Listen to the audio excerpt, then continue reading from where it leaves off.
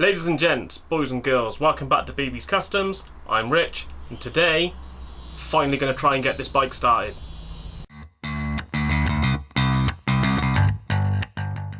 Okay, so last time when I was looking at this, I had this key which wasn't finished. I couldn't use it on the ignition. I then took the ignition off and I took that back to the locksmith. So now I not only have this key which has been finished, they also very nicely did a second master key for me. So I have a complete matching set of keys for this bike. They work in the ignition. Ta-da! And it only cost me the grand total of £5. Now, you show me anywhere else where you can get a key, even copied, just a copied key, 2 of them for £5. That is an absolute bargain. So, we've got this, we've got these. I'm going to see if they fit the tank, because I honestly haven't tried that yet. So, I'd imagine it's been a long time since this fuel cap's been open. I am curious to see what it looks like inside there. It could be really nice, it could be an utter horror show. So we'll pop that off, we'll do that now, and then we'll have a look at trying to get this thing sort of up and running. Okay, so that is pretty solid in there. Got some WD-40 just in case. Put that in. It's a little bit stiff, but it does turn. Let's give that, work that in and out a few times. Ha ha ha! And ta-da! So all the keys work on all the locks, which is really nice. Let's get a torch. Where's my torch? There's my torch. Have a look there. God, oh, don't you love the smell of gone off fuel? In case you never smelt it before, it smells like, oh, I don't know. How would you describe that? So in case you've not smelt it before, gone off fuel smells kind of sweet, like quite sickly. You can still tell that it's definitely the petrol smell, but it's got almost like rotting apples, that sort of smell. Really like sickly sweet mixed in with it as well. It's horrible. But if I show you inside this tank now, that actually is not too bad considering how long it's been empty for. Let's have a quick look.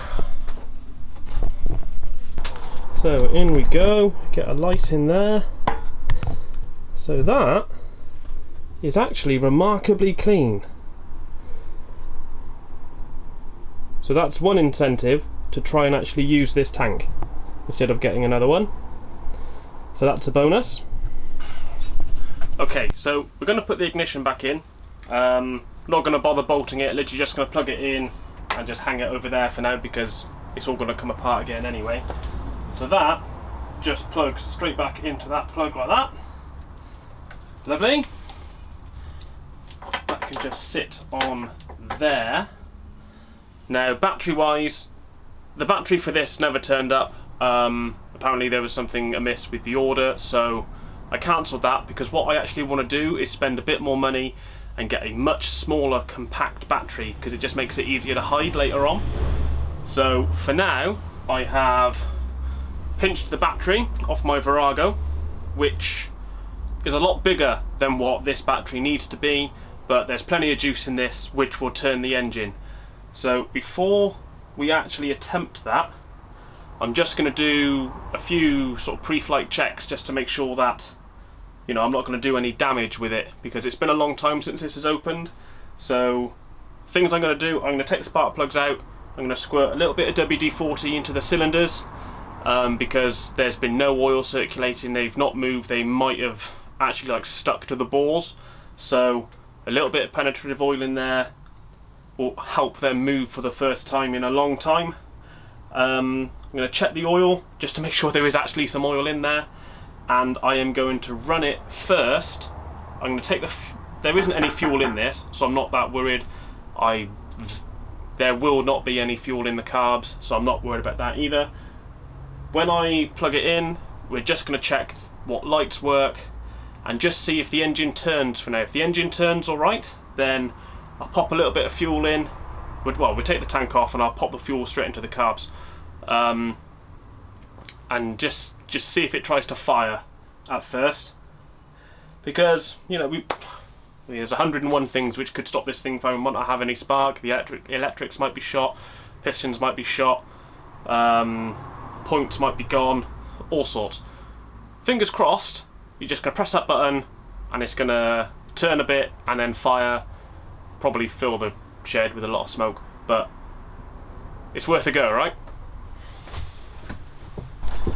Right, we've got the battery in. Let's bring the handlebars back up so we can see what we are doing. Oh, I've got an old headlight down here. That is handy. Right, let's plug that into there. This is the headlight off the my GS which was stolen, so that's handy. I can check to see if that works. We'll quickly plug that in. We like that a lot. So that in there. What's that going to? What is that for? Is there an open plug anywhere? It's broken anyway, so no. Right, sit that there. Let's turn the ignition on. Oh, we've got lights. We've got lights here. So these would be the like the warning lights, the indication lights, which would be in the panel underneath the speedos. So let's turn the lights on. Well, hey! So we've got lights. Do we have high beam? Yes! Can we see that? High beam, lovely. Turn those off. What about indicators? We have indicators front and back, which is really nice. Very handy to have. Can't turn them off, there we go. Front brake switch isn't working, so that needs replacing. Back brake switch does work, which is good. Pass light works. Horn works. Okay, this is not a bad start. Right, click that off. Take that off of there so we don't break anything.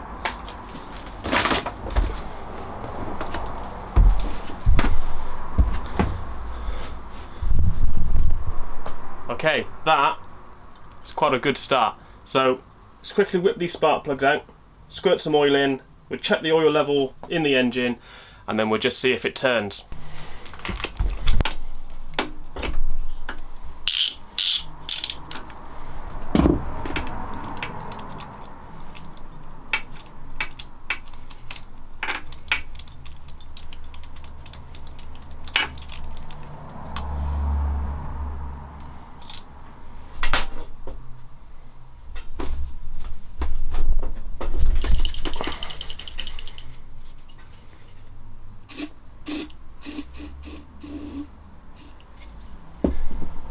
Okay, let's do the oil.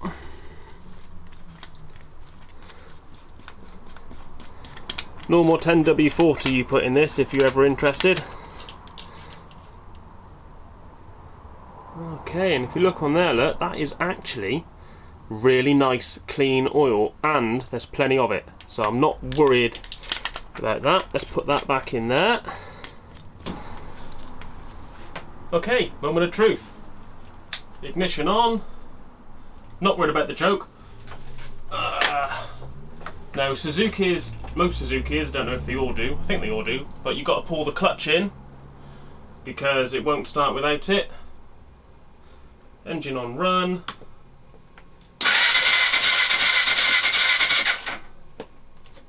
Okay.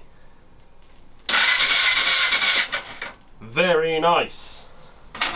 Let's put these back in.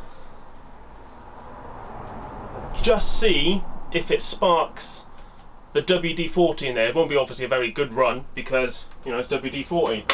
But WD-40, if you didn't know, is a petroleum-based penetrative oil, so it should burn, although not very well. If we get a little fire out of it, then we're one step closer to getting it all to a nice state to start.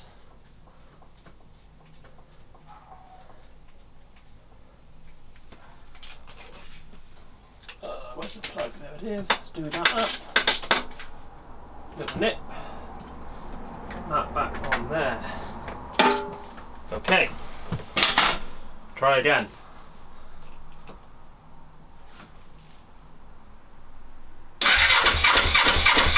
Oh, right.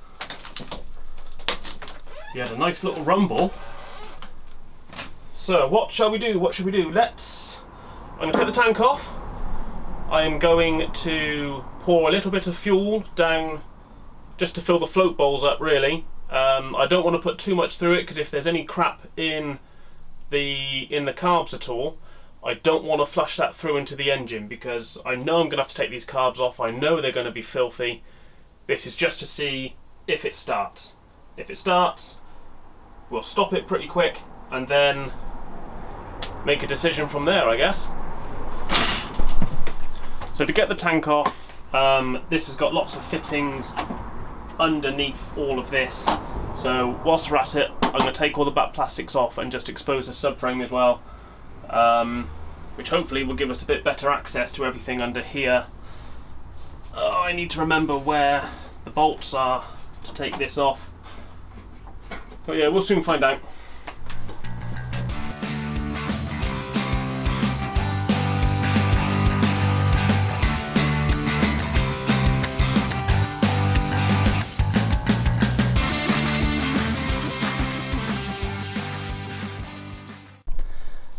Right, to get the tank off, you got a bolt here and one on the other side. These are just 12mm bolts. You undo them and that'll release a bracket which holds the back of the tank down. You can then lift that up and expose the fuel lines, which are these ones here. Just here and here. They will be attached to the exits of the tank here. There's two, one there, one there. Good idea to remember which way around they go, and then you'll have a breather pipe just here, which I've just pulled off, which smells, and that purely just gets tucked down through the frame, so I just pull that out, and then your tank comes off like that. So I've just put the tank down on the floor, and look what has just crawled out of it. Look at that monster.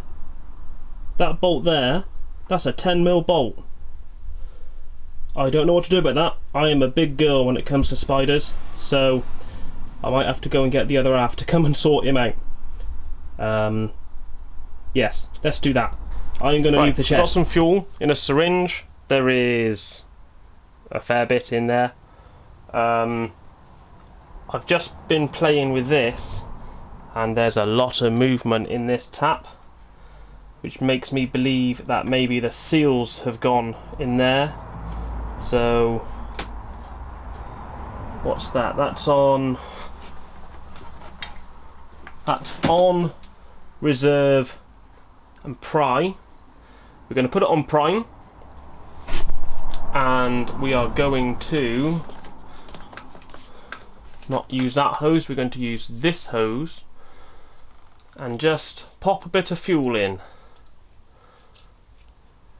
and just see what happens.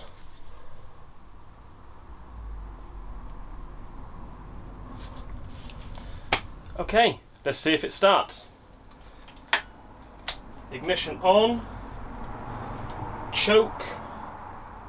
Now this is probably the coldest of cold starts this thing's ever had, so fingers crossed. Plenty of fuel in there.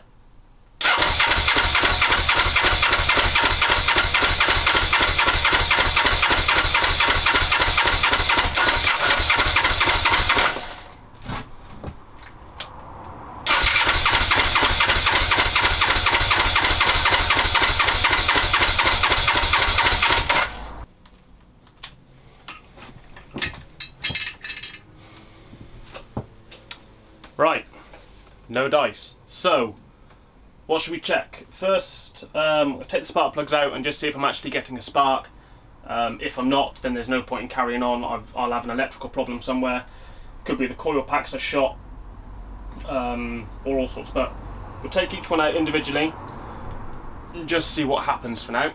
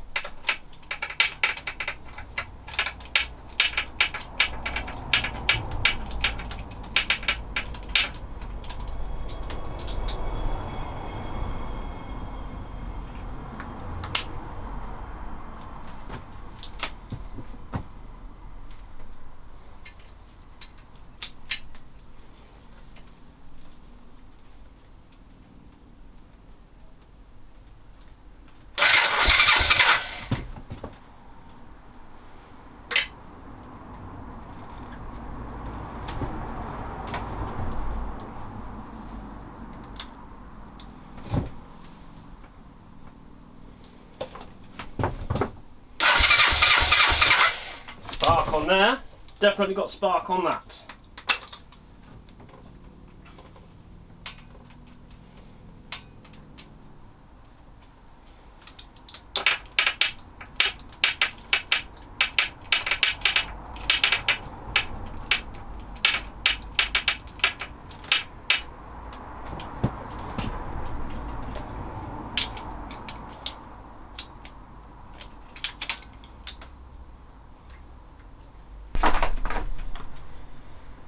Right, so because it's not started and I've put the best part of 70ml of fuel straight into the petcock, which should go into the carbs, which should fill both those bowls, I am going to just open up the float bowl retaining screw in there, the drain plug, and just see if there is fuel in there. Because if there's not fuel in there, it's gone somewhere else. If there is, then it means that I've got a blocked set of jets. So that would be time to take the carb apart.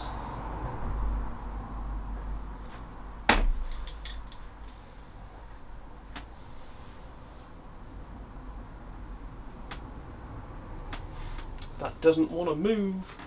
Doesn't want to move.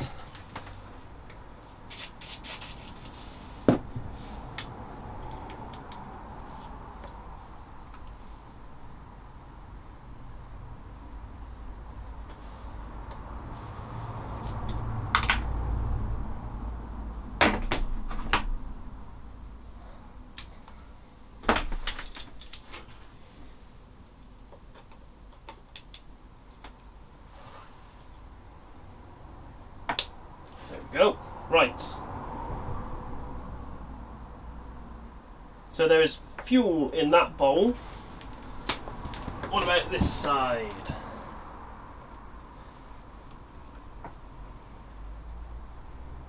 And there is fuel in that bowl, which means it's a carburetor problem. I thought there could be a carburetor problem, so I need to get a rebuild kit for this, because basically if there's no fuel getting through, either the diaphragms are shot so they're not opening up under the vacuum and allowing the fuel to pass through, the jets could be blocked, in which case no fuel will pass through.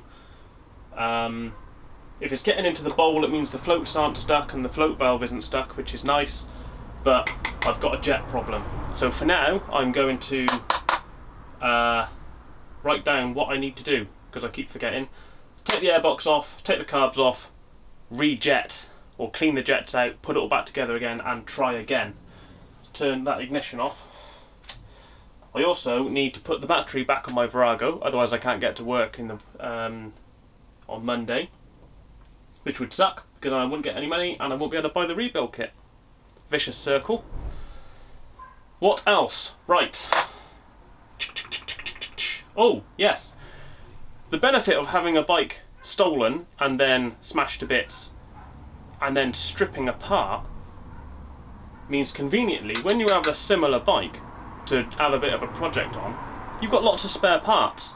So when I tried to push this bike into here, I couldn't really move it because the back caliper had seized on. Luckily I've got a whole caliper assembly with master cylinder and everything, braided brake line, very nice, off my old bike. That'll go on along with the rear suspension. So before I stop this video, I'll get the pens out and we'll make a list of everything which I plan to do on this bike. Let me just flip you around so you can see the board. Okay, so nice clean board for the new build. So GS500E. Let's bring this closer so we can see. Right. So to do, we need to rebuild the carbs. We need to, I'm going to put a lot of people are against it. If you look on forums and things, there's very mixed reviews about it, but I'm going to try and put a lunchbox air filter on. So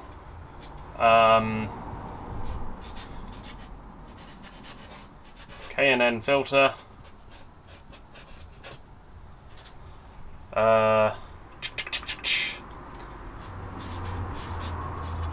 rear brake, need to replace that. I've got another one of those. Rear suspension,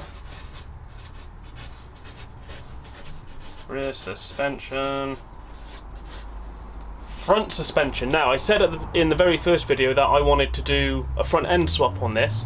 I've been looking into the pricings of things, and honestly it's probably a bit out of my budget, so for now I'm probably just going to uprate the suspension on the front, rebuild those forks and get that up and running again.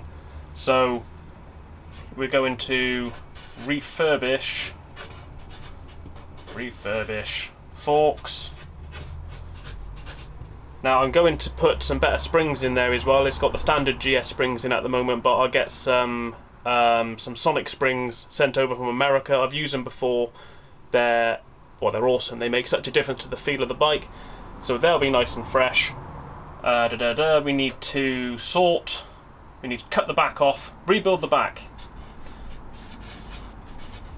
Rebuild rear subframe. And we are going to be brutal with this because I am taking that frame off all the way back to the main part of the frame, so all of that is disappearing. Completely different. I might keep, well, say all of it. I might keep the main stanchions which come off the body of the frame, but then all the box section, that's all going. We need to make a new seat. Make new seat.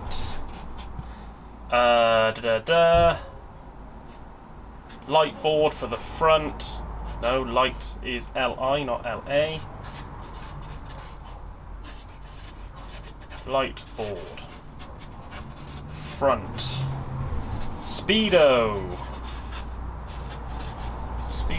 and rev counter. What else?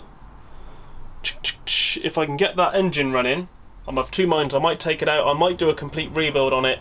It depends how it runs. Once I get it going and I know that it runs, then I should do, I've got a compression testing kit and things so I can test what the pistons are like. If they're within spec, I'm just going to leave it because I've done some background history on this thing now.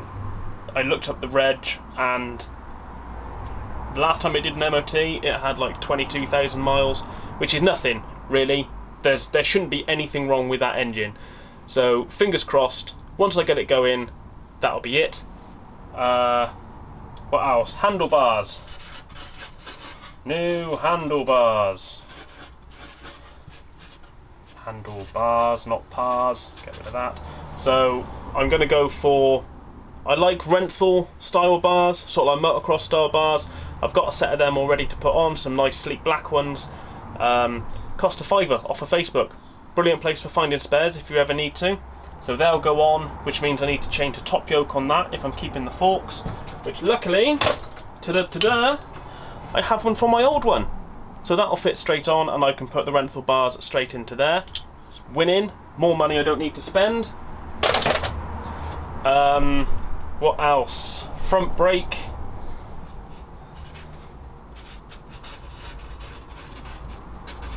Front brake rebuild because it doesn't work.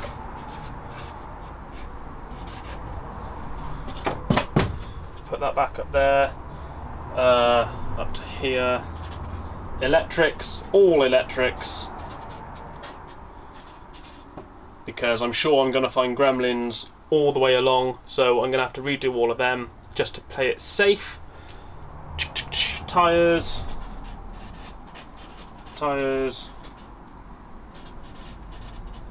chain and sprockets. I am considering changing the sprocket ratio, which means the top end will be down, but it might make it a bit more of a wheelie machine, which would be pretty cool. Panniers. I am definitely putting panniers on this. I've already got an idea of what I want to do. I want to do something clever with some old school, like military style jerry cans. I'm going to do something fancy with that. Now, I want one of them to actually hold fuel. The other one, because it's a survival bike, I want it to have the survival kit and other stuff in there. So I don't know if you've seen them or not, where people turn them into drinks cabinets. We're going to attempt to do something like that, but on a much more utilitarian basis, rather than Posh Toff going off to the woods to drink his Pimm's or his Jack Daniels. So we're going to do that. Put a little sub note on there. Fuel tanks. Fuel tank, petrol tank. Petrol tank. Because of how nice that is in there, I think I might I'll start off by just repainting that. If I can get one off of the later model bike, I will, because I prefer the flat top shape of it rather than this sort of, it's more sort of sleek, I guess, but the newer one just has a more of aggressive presence to it. I think, for now, that's probably it. There will obviously be other small bits along the way. If you have, as usual, if you have any requests that you want to see done, or anything you want me to focus on, then by all means drop me a message, send me comments on either the YouTube video, on my Instagram, on Facebook. I get people asking me from all over the world now, like things about that CB which I built. I've had people from America, people from Germany, someone from Finland, all asking me how I did this, how I did that, where I got my parts from. It's not a problem. I fully welcome all of this because it's nice to just share the knowledge. Yeah, so same rules apply with this. All the parts which I'm taking off, like the rear fairings, they came off. Oh, dropped a screw. There it is. They came off in really nice whole condition. They're a little bit scuffed because they're old, but they're perfectly usable. All the bits which I take off will be going up for sale, so these will be going on to eBay later on today. If anyone wants them, I will pop a link to the eBay page in the description for the video. There's also the grab rail and the little centerpiece which goes into here. They all came off totally fine, so feel free to have a look or bid on those. You know, all the money I get goes back into the bike, so by helping you, you're helping me. It's kind of like Jerry Maguire but with a much taller person. Right, what else for today? Oh, there we go. That's the brake assembly, which will go on the back. I think that's probably it for now. I hope you're liking what you're seeing. I'm sorry I didn't get the engine going, but it was a distinct possibility. Next time we'll be doing the carbs. Hopefully the time after that will be getting this engine running for the first time in over 5 years. I fully expect to be smoked out of the shed. It wouldn't surprise me in the slightest, to be honest. We will obviously... Oh, exhaust! Exhaust! Exhaust! Big one. Exhaust. Because with the exhaust and the new air filter I want to put on, I'm obviously going to have to rejet the carbs, which means they're going to have to be rebalanced and things. It's going to be a much more in-depth job than on the CB, because that was just a single carb going into a manifold. This is a dual carb. These carbs are renowned for being a pain to actually get to run right if you change anything else on the bike from factory. They don't like it. You can sometimes hit an utter sweet spot and everything goes lovely. Other times you can be fiddling for months. I've heard so many horror stories in forums and things. So fingers crossed, we're going to get the sweet spot and it's going to be lovely. If not, we'll just have to figure it out and see how it goes. It's not the end of the world. Worst case worst, we'll just take it to a shop and get them to do it. But we're not going to admit defeat until it's the absolute last resort. We'll have a go and see what happens. Yes, hopefully that'll give you a good idea of things to come on this bike. It'll give you things which you may need to do on yours, or if you want to have something particularly like to do with whatever it is you're doing, then let me know, we'll fit it in. I always reply to the comments and the reviews and everything which go onto the videos. Everyone has been really supportive. It's really nice to see. So yeah, keep it up. I'll keep up my end as well. Don't forget to like and subscribe. Don't forget to stay safe, particularly in this new lockdown. I know that the lockdowns have affected a lot of people in some very negative ways. Try and stay strong. There are always people around you. If you need someone to talk to, get onto my Facebook, get onto my Instagram. I'm more than happy to have just a conversation if you want to have a conversation. In this day and age, there is no reason for anyone to feel alone. It just needs people to put themselves in an available position for them. So stay strong. Everyone is with you with this. We're all in the same scenario. So try not to worry. I know it sounds easier than it is, but that's just the way it is sometimes. I'll talk to you if no one else will. Right. Signing off. Hit that like and subscribe button and tune in next time. Cheers.